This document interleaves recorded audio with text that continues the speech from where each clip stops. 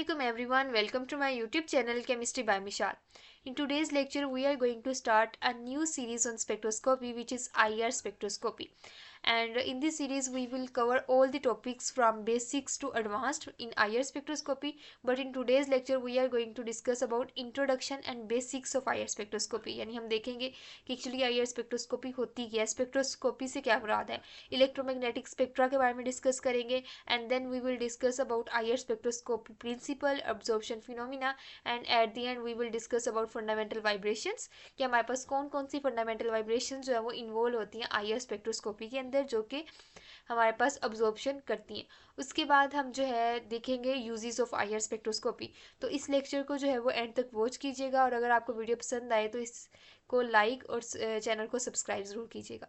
So let's get started. First of all हम देखते हैं कि IR स्पेक्ट्रोस्कोपी एक्चुअली क्या है। स्पेक्ट्रोस्कोपी दो वर्ड से मिलकर बनी हुई है, IR एंड स्पेक्ट्रोस्कोपी। अब अगर हम देखें तो IR से क्या मुराद है, IR मीन्स इंफ्रारेड। इंफ्रारेड यानी हमारे पास अगर आप इलेक्ट्रोमैग्नेटिक स्पेक्ट्रा देखें तो इसके अंदर आप देख सकते हैं कि IR जो है इंफ्रारेड, ये हमारे पास एक रीजन होता है इलेक्ट्रोमैग्नेटिक रेडिएशन के अंदर। यानी हम देखते हैं कि कहाँ से कहाँ तक की जो वेवलेंथ की रेंज है 2.5 से लेके 25 माइक्रोमीटर तक, जिनकी वेवलेंथ होती है 2.5 से लेके 25 माइक्रोमीटर तक, वो हमारे पास क्या होता है, वो आ जाता है इंफ्रारेड रेडिएशन के अंदर। ठीक है, तो ये वाली जो वेवलेंथ वाली हमारे पास रेडिएशन होती है इलेक्ट्रोमैग्नेटिक, वो कहलाती है इंफ्रारेड रेडिएशन। तो IR से मुराद तो इंफ्रारेड हो गया। अब स्पेक्ट्रोस्कोपी एक्चुअली क्या होता है, इलेक्ट्रोमैग्नेटिक रेडिएशन का मैटर के साथ इंटरेक्ट करना। ठीक है, यानी स्पेक्ट्रोस्कोपी एक्चुअली है क्या कि हम इसके अंदर स्टडी करते हैं कि how matter interacts with electromagnetic radiation. अब इलेक्ट्रोमैग्नेटिक रेडिएशन जैसा कि IR हो गया, ये जो हमारे पास सारा स्पेक्ट्रम शो किया हुआ है, ये सारे हमारे पास इलेक्ट्रोमैग्नेटिक रेडिएशन का, ये एक्सरेज है, ultraviolet, infrared, microwaves, radio frequency, ये सारे के सारे हमारे पास आते हैं इलेक्ट्रोमैग्नेटिक रेडिएशन के अंदर। और इलेक्ट्रोमैग्नेटिक रेडिएशन एक्चुअली है क्या, ये एक ऐसी एनर्जी है जो कि हमारे पास ट्रेवल करती है in the form of waves. ठीक है, इसके अंदर रेडियो वेव से लेके गैमा रेज तक सारी की सारी हमारे पास रेडिएशन जो है वो इन्वॉल्व होती है। और मैटर हमारे पास हर वो चीज़ होती है जिसका मैस और वॉल्यूम, चाहे वो सॉलिड है, लिक्विड है, हर चीज़ का जो है वो मैस होता है और वो वॉल्यूम जो है वो रखती है। इसके अंदर गैसेस सब कुछ इंक्लूड हो जाता है। तो मैटर के साथ इलेक्ट्रोमैग्नेटिक रेडिएशन जो है वो इंटरेक्ट करती है, और इसकी स्टडी को हम कहते हैं स्पेक्ट्रोस्कोपी। तो जब IR इसके साथ आ जाएगा तो इट मीन्स कि इस स्पेक्ट्रोस्कोपी के अंदर बात हो रही है कि इंफ्रारेड रेडिएशन जो है वो किस तरह इंटरेक्ट करते हैं आपके मैटर के साथ। तो it will be called as IR spectroscopy. अगर हम स्पेक्ट्रोस्कोपी को वैसे देखें तो एक्चुअली इसमें होता क्या है कि सबसे पहले आपके पास एक सोर्स होता है जहाँ से आपको कोई भी इलेक्ट्रोमैग्नेटिक रेडिएशन जब आ रही है, और वो इंटरेक्ट करती है आपके मैटर के साथ। अब मैटर के साथ इंटरेक्ट करने जब करती है तो एक्चुअली होता क्या है, as a result energy transition होगी, और ये एनर्जी ट्रांजिशन डिफरेंट तरह की होती है डिपेंडिंग अपॉन दी सोर्स, कि हमारे पास कौन सी इलेक्ट्रोमैग्नेटिक रेडिएशन जो है वो यूज़ हो रही है। तो इंटरेक्शन के बाद हमारे पास क्वांटाइज अब्जॉर्प्शन प्रोसेस होगा, जिसे मैं आगे जाकर आपको एक्सप्लेन करती हूँ कि IR स्पेक्ट्रोस्कोपी के अंदर क्वांटाइज्ड अब्जॉर्प्शन से क्या मुराद है। एज ए रिजल्ट हमारे पास क्या होगा कि जैसे कि मैंने बताया कि कुछ अब्जॉर्प्शन हो जाएगी, तो इट मीन्स कि कुछ जो है वो ट्रांसमिट हो जाएगी लाइट, जो कि हमारे पास इन दी फॉर्म ऑफ एनर्जी है। तो इस अब्जॉर्प्शन और ट्रांसमिशन के बाद हमारे पास जो है वो बाकी जो हमारे पास एनर्जी बचती है उसको जो है वो डिटेक्ट कर लिया जाता है थ्रू डिटेक्टर, जो कि हमारे पास क्या करता है, बाद में एनालाइज करता है रिजल्ट्स को कि किस तरह कौन सा जो हमारे पास एनर्जी है वो अब्जॉर्ब हुई है और कौन सी ट्रांसमिट हुई है। एज ए रिजल्ट आपके पास जो है वो एक ग्राफ या स्पेक्ट्रा आ जाता है, जिससे आप आइडेंटिफाई कर सकते हो कि हमारे पास जो कंपाउंड था, जो सैंपल था, उसके अंदर जो कंपाउंड था उसकी प्रॉपर्टीज क्या होती है। जो हमारे पास IR स्पेक्ट्रोस्कोपी है ना, ये एक्चुअली यूज़ होती है हमारे पास कंपाउंड्स, कोई भी कंपाउंड है उसके अंदर फंक्शनल ग्रुप को आइडेंटिफाई करने के लिए, और इसको मैं आगे जाकर आपको एक्सप्लेन करती हूँ कि एक्चुअली ये किस तरह फंक्शनल ग्रुप को जो है वो आइडेंटिफाई कर सकती है। अब यहाँ पे जो है वो इलेक्ट्रोमैग्नेटिक जो स्पेक्ट्रम है वो शो किया हुआ है, इसको आप देख सकते हैं कि हमारे पास जो सबसे हाई एनर्जी है वो एक्सरेज की है। ठीक है, और सबसे हाई फ्रीक्वेंसी भी एक्सरेज की है, और सबसे जो लो एनर्जी और फ्रीक्वेंसी जो है वो रेडियो फ्रीक्वेंसी वेव्स की है। इट मीन्स कि हमारे पास IR स्पेक्ट्रोस्कोपी के अंदर जो हमारे पास इंफ्रारेड रेडिएशन यूज़ हो रही है वो हमारे पास ऑलमोस्ट नॉर्मल रेंज में फॉल जो है वो कर रही है, ना तो इनकी बहुत हाई एनर्जी है और ना इनकी बहुत कम जो है वो एनर्जी है। ठीक है, लेकिन they are more close to radio frequency.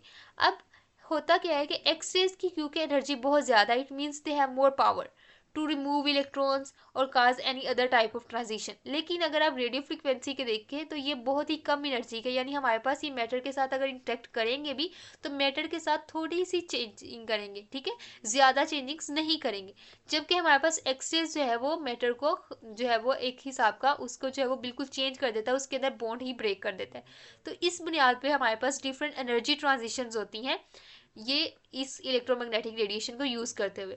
अगर हम एक्स रेज को देखें तो एक्स रेज की एनर्जी क्योंकि सबसे हाईएस्ट होती है, तो इस एनर्जी ज़्यादा होने की वजह से क्या होता है, बॉन्ड ब्रेकेज हो जाता है। यानी अगर एक्स रेज आपके मैटर के साथ इंटरेक्ट करें तो क्या होगा, आपके बॉन्ड ही ब्रेक कर जाएंगे आपके मैटर के। यानी अगर कार्बन कार्बन बॉन्ड है तो ये हमारे पास ब्रेक कर जाएगा, क्योंकि हमारे पास एक्स रेज के पास इतनी पावर होती है कि वो इलेक्ट्रॉन्स को नॉकआउट कर देते हैं और एज ए रिजल्ट आपका जो बॉन्ड है वो ब्रेक कर जाता है।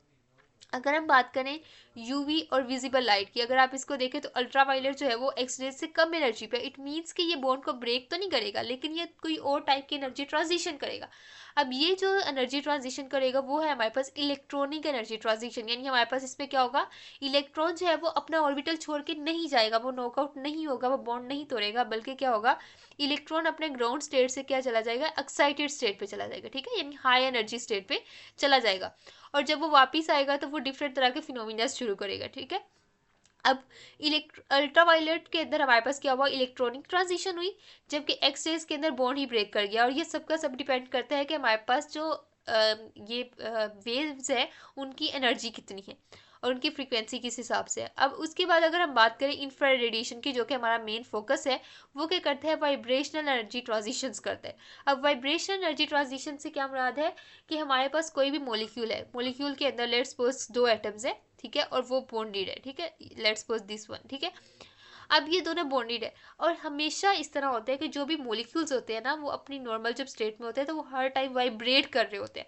और ये हमारे पास वाइब्रेट करने की जो फ्रीक्वेंसी है, ठीक है, उसकी कोई ना कोई फ्रीक्वेंसी होगी। फ्रीक्वेंसी हमारे पास क्या होती है कि हमारे पास वो कितना जो है वो 1 सेकंड के अंदर कितनी दफ़ा जो है वो वाइब्रेट कर रहे हैं। और ये जो हमारे पास वाइब्रेशन है जो कि इसकी फ्रीक्वेंसी हो गया, और अगर इसकी फ्रीक्वेंसी इट मीन्स इसकी कोई ना कोई एनर्जी भी है।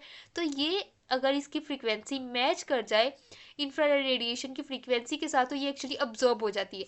और अब्जॉर्ब होने के बाद इसके जो एम्पलीट्यूड है वाइब्रेशन का वो इंक्रीज कर जाता है। Frequency doesn't change, frequency change नहीं होती, जितने फ्रीक्वेंसी से वो पहले वाइब्रेट कर रहा है उसी फ्रीक्वेंसी से वाइब्रेट करेगा। लाइक अगर लेट्स सपोज, वैसे मैं सपोज कर रही हूँ कि पहले वो 30 जो हर्ट्स है उसकी फ्रीक्वेंसी या 30 मेगा हर्ट्स की फ्रीक्वेंसी के साथ वाइब्रेट कर रहा था, ठीक है। तो अगर आपने उसके ऊपर आई रेडिएशन गिरा भी दी, उसके ऊपर फॉल करवा दी, तो वो उसी फ्रीक्वेंसी के साथ जो है वाइब्रेट करेगा। लेकिन होगा क्या, सिर्फ और सिर्फ इसकी जो है वो हमारे पास एम्पलीट्यूड इसका इंक्रीज कर जाएगा। यानी हमारे पास बस लाइक पहले जो है वो सिर्फ इधर तक जा रहा था वाइब्रेट करके, लेकिन बाद में जब इसके ऊपर फ्रीक्वेंसी फॉल की तो वो यहाँ तक जो है वो मूव करे, ठीक है, और ये वापस फिर इस तरह जो है वो आ रहा है। तो इससे क्या मुराद है कि हमारे पास जो है वो इसके अंदर क्या हो रहा है, एनर्जी ट्रांजिशन हो रही है। ये वाइब्रेशनल एनर्जी ट्रांजिशन है जिसके अंदर पहले जो है वो लो एनर्जी स्टेट पे था, आराम से जो है वो वाइब्रेट कर रहा था, लेकिन बाद में हमारे पास ये हाई एनर्जी स्टेट पे चला गया। अगर हम बात करें माइक्रोवेव रेडिएशन की, तो ये क्या करता है कि रोटेशनल एनर्जी ट्रांजिशन करता है। यानी हमारे पास इसके अंदर जो बॉन्ड्स है वो रोटेट करना शुरू हो जाते हैं, जिसकी वजह से हीट वगैरह प्रोड्यूस होती है। एंड लास्ट में हमारे पास रेडियो फ्रिक्वेंसीज आती हैं जिसकी एनर्जी सबसे कम होती है। तो ये तो ना तो ये इलेक्ट्रॉनिक ट्रांजिशन करवा सकता है, ना ये हमारे पास वाइब्रेशन एनर्जी चेंज करवा सकता है, ना ये रोटेशन, बस ये क्या करता है, न्यूक्लियर स्पिन को जो है वो चेंज कर देता है। यानी पहले हमारे पास न्यूक्लियर स्पिन जो है वो उसकी जो डायरेक्शन है वो लॉन्ग द मैग्नेटिक फील्ड होती है, और जब आप उसके ऊपर रेडियो फ्रिक्वेंसी गिराते हो तो वो अगेंस्ट द मैग्नेटिक फील्ड चली जाती है। यानी वो लो एनर्जी स्टेट से हाई एनर्जी स्टेट पे जाती है। इसी वजह से इसे क्या कहते हैं, एनर्जी ट्रांजिशन। तो आईआर स्पेक्ट्रोस्कोपी जो कि हमारा मेन टॉपिक है, उसके अंदर आईआर रेडिएशन यूज होती है, और आईआर रेडिएशन का क्या काम होता है, वो वाइब्रेशनल एनर्जी ट्रांजिशन करती है। Now let's talk about IR absorption process. यानी हमारे पास इंफ्रारेड रेडिएशन क्यों अब्जॉर्ब होती है और वो कैसे अब्जॉर्ब होती है। अब एक्चुअली होता क्या है, हमारे पास जितने भी मॉलिक्यूल्स हैं, ऑर्गेनिक मॉलिक्यूल्स अगर हम बात करें तो उनके अंदर मोस्टली हमारे पास होता ही बल्कि क्या है कि हमारे पास उनकी जो वाइब्रेशनल एनर्जी फ्रीक्वेंसी है ना, ठीक है, वाइब्रेशनल फ्रीक्वेंसी है वो मैच कर रही होती है आईआर रेडिएशन की फ्रीक्वेंसी के साथ। क्या करती है, आईआर रेडिएशन की फ्रीक्वेंसी के साथ। जो हमारे पास इसकी फ्रीक्वेंसी का रेंज है वही हमारे पास क्या होता है, इसका होता है, कंपाउंड्स का होता है।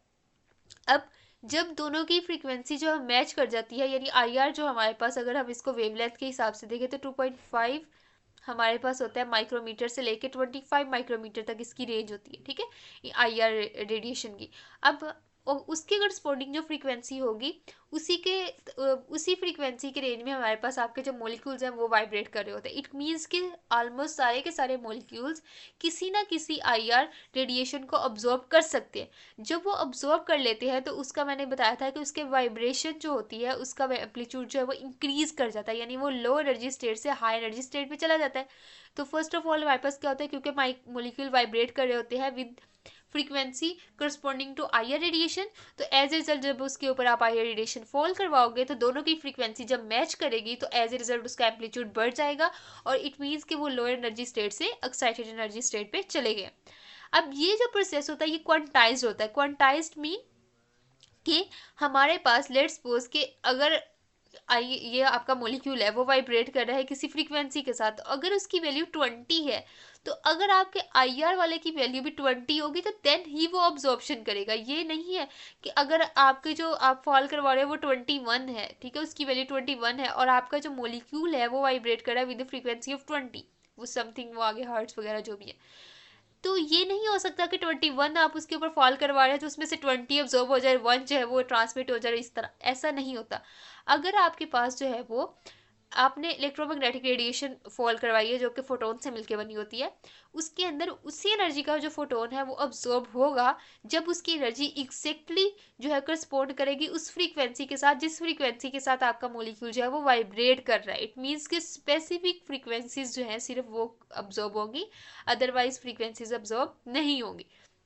अब हमारे पास क्या होता है, आई आर एनर्जी जो है वो एक्चुअली ये बात फिर वही आ गई कि जो उसकी एनर्जी है वो मैच करती है बॉन्ड वाइब्रेशंस की एनर्जी के साथ। ये मोस्टली होती है 8 to 40 किलो जॉल पर मोल के, तो इसकी रेंज होती है, और ये करस्पॉन्ड करती है बॉन्ड वाइब्रेशन, यानी स्ट्रेचिंग और बेंडिंग जो हो रही होती है किसी भी कोवलेंट मॉलिक्यूल के अंदर, उसकी एनर्जी भी इसी रेंज के अंदर फॉल कर रही होती है, और आई आर एनर्जी की भी इसी रेंज में होती है। तो as a result absorption phenomena हो जाता है, और ये हमारे पास हाई एनर्जी स्टेट पे चले जाते हैं।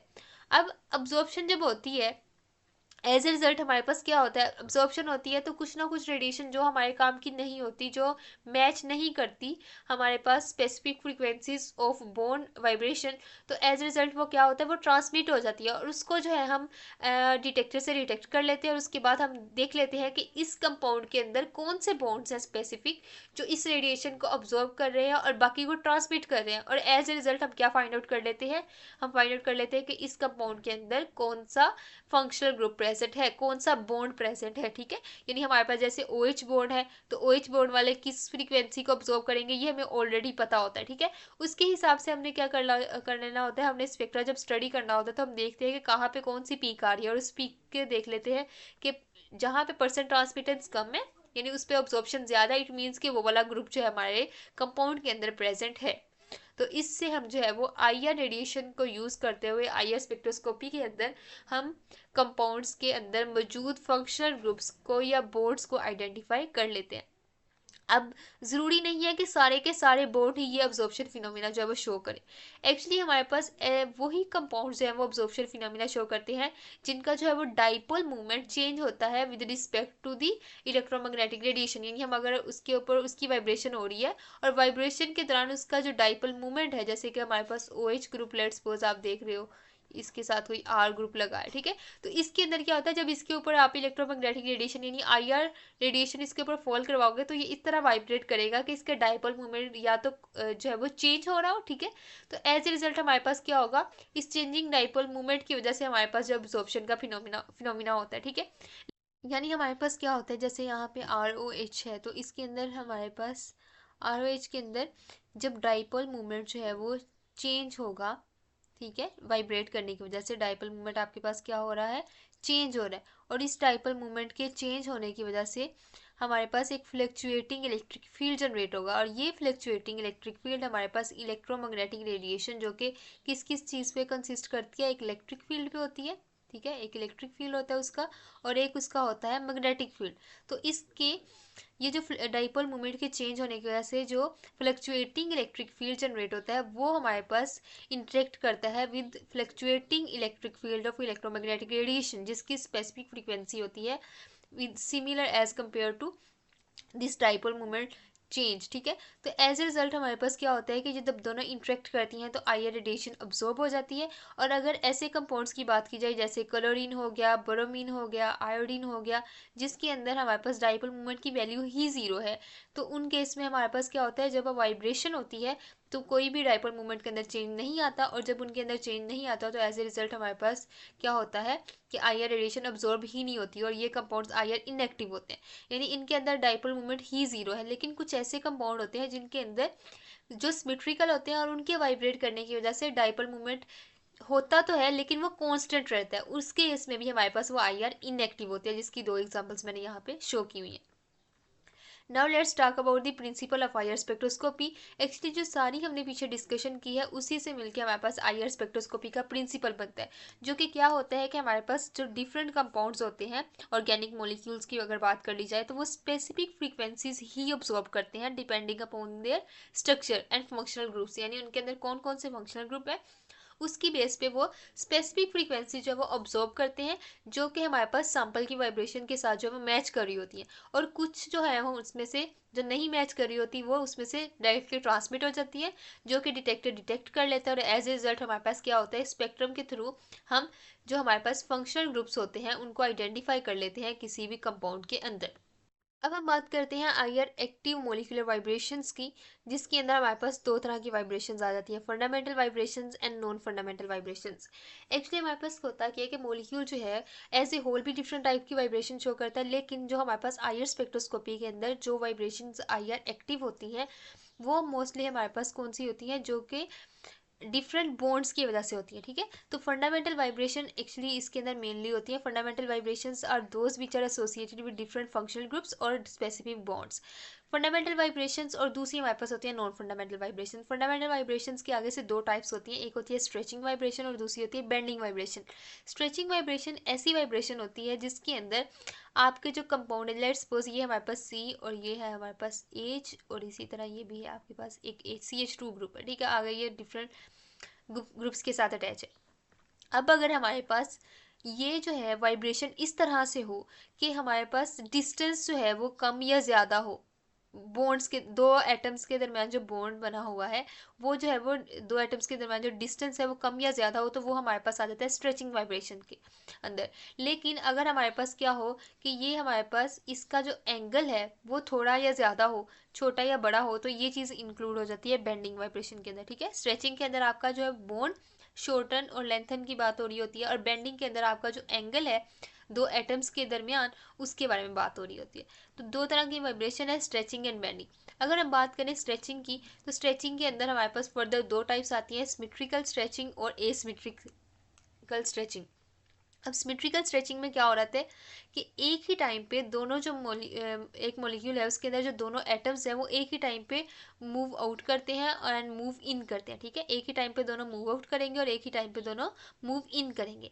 जबकि एसिमेट्रिक स्ट्रेचिंग के अंदर क्या होता है कि एक बॉन्ड जो है वो जब अंदर वाली साइड को मूव कर रहा होता है तो दूसरा उस टाइम पे बाहर जा रहा होता है, और जब ये वाला अंदर वाली साइड पे आएगा तो हमारे पास दूसरा जो है वो बाहर वाली साइड को मूव आउट करेगा। ये हमारे पास होती है एसिमेट्रिक स्ट्रेचिंग। दूसरी तरफ हमारे पास जो बेंडिंग वाइब्रेशन है जिसके अंदर एंगल चेंज होता है वो चार तरह की होती है, और वो उनकी जो है मेनली दो दो टाइप्स बनाई होती है, एक इन फेज होता है और एक आउट फेज होता है। ये हमारे पास होती है इन फेज और ये होती है आउट फेज। इन फेज के अंदर क्या होता है कि दोनों एटम्स एक दूसरे के जब करीब आते हैं और इसी तरह दोनों जो है वो दूर चले जाते हैं। ठीक है, एक टाइम पे वो करीब आते हैं और फिर दूर जाते हैं, करीब आते हैं दूर चले जाते हैं। ये हमारे पास जिस तरह हमारे पास सीजर चलती है ना, सेम उसी तरह सीजर्स की तरह ये होती है सीजरिंग वाइब्रेशन। दूसरी तरफ होती है rocking.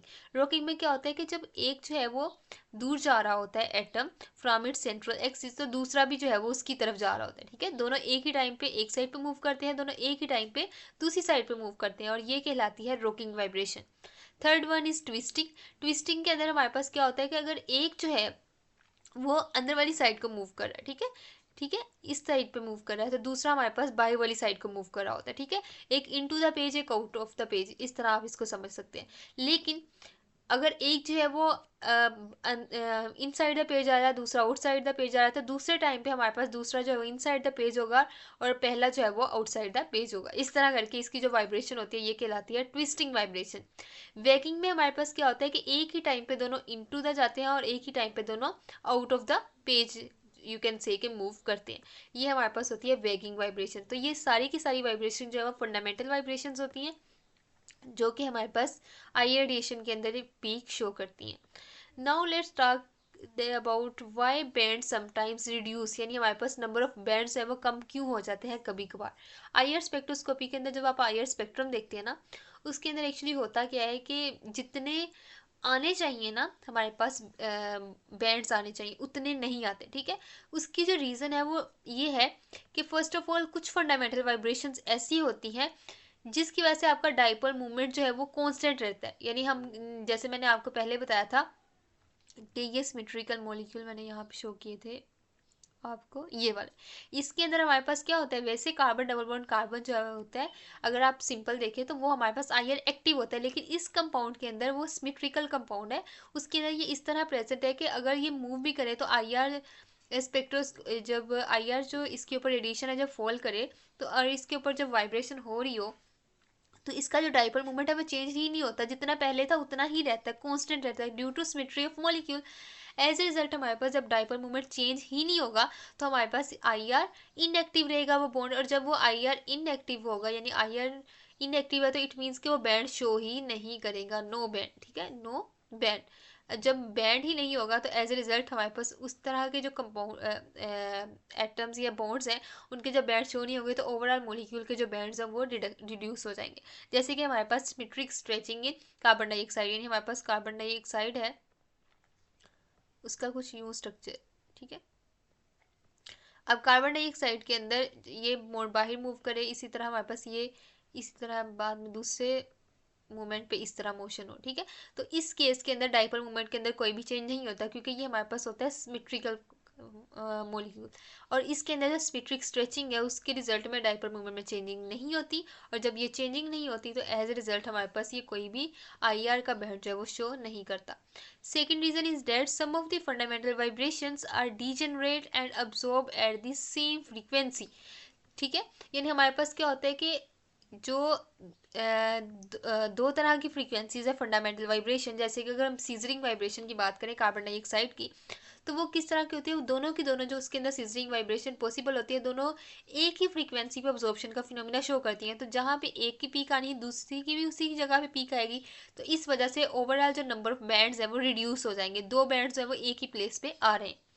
Third is that some of the absorption bands are so close to each other that they coalesce and cannot be resolved। ठीक है, यानी हमारे पास वो इतने करीब होते हैं कि वो एक दूसरे के अंदर मर्ज हो जाते हैं और एज ए रिजल्ट उनको हम अलग अलग नहीं देख सकते, यानी उसकी जो फ्रीक्वेंसी है बहुत करीब करीब होती है। ठीक है, third fourth is that an absorption band is too weak to be observe, यानी वो उसकी इंटेंसिटी इतनी कम होती है कि आप वो ऑब्जर्व भी आपको नज़र ही नहीं आता, तो एज रिजल्ट हमें ये लगता है कि बैंड का जो नंबर है वो रिड्यूस हो गया। ठीक है, उसके साथ साथ ये भी हो सकता है कि किसी की फंडामेंटल वाइब्रेशन जो है वो उसकी फ्रीक्वेंसी ऐसी हो, फंडामेंटल फ्रीक्वेंसी ऐसी हो जो इंफ्रारेड जो रीजन है उसमें ही फॉल ना करे। ठीक है, तो ये भी हमारे पास एक रीज़न हो सकती है कि हमारे पास क्यों जो है वो आईआर रेडिएशन के अंदर बैंड जो है वो रिड्यूस हो सकते हैं।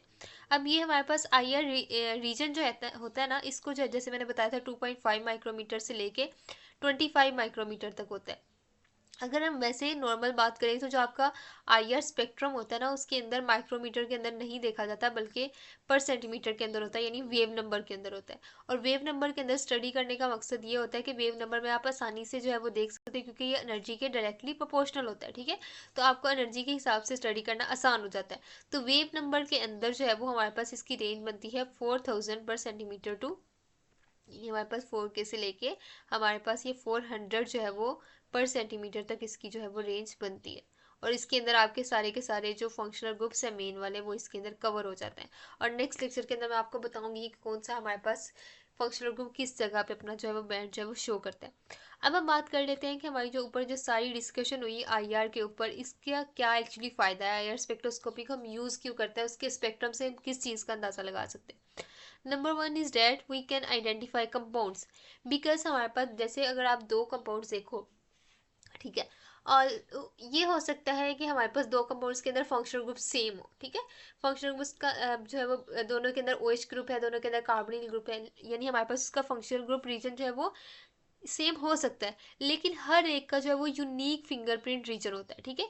अब फिंगरप्रिंट रीजन हमारे पास जो होता है वो होता है राइट साइड पे, ठीक है, और उस रीजन के अंदर हमारे पास हर एक का अगर आप पीक टू पीक कोरिलेशन उसकी चेक करो तो आपको पता चलेगा कि हर जो डिफरेंट कंपाउंड है उसका डिफरेंट फिंगरप्रिंट रीजन होगा। तो एज ए रिजल्ट हमारे पास ये क्या करता है, आइडेंटिफिकेशन के लिए हेल्प करता है।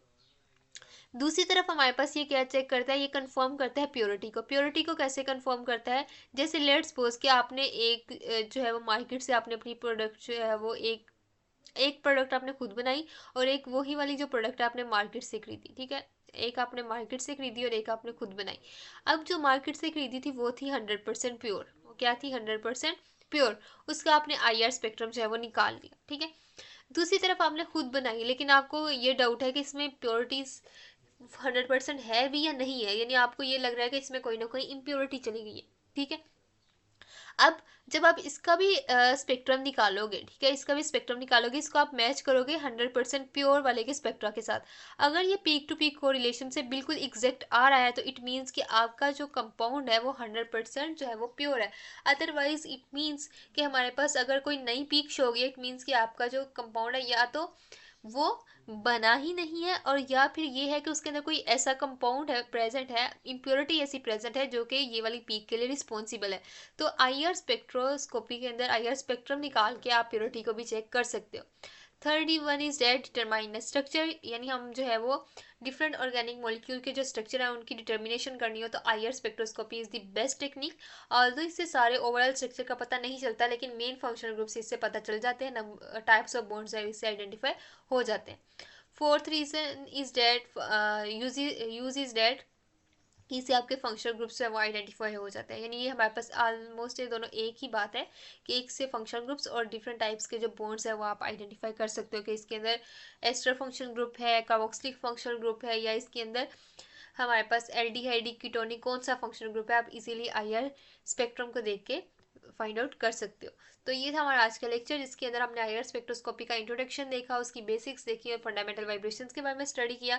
नेक्स्ट लेक्चर के अंदर मैं आपको टोटल नंबर ऑफ वाइब्रेशंस कैसे कैलकुलेट करते हैं ये बताऊंगी, उसके साथ साथ हम नॉन फंडामेंटल वाइब्रेशंस के बारे में स्टडी करेंगे। Thanks for watching my video. अल्लाह हाफिज़।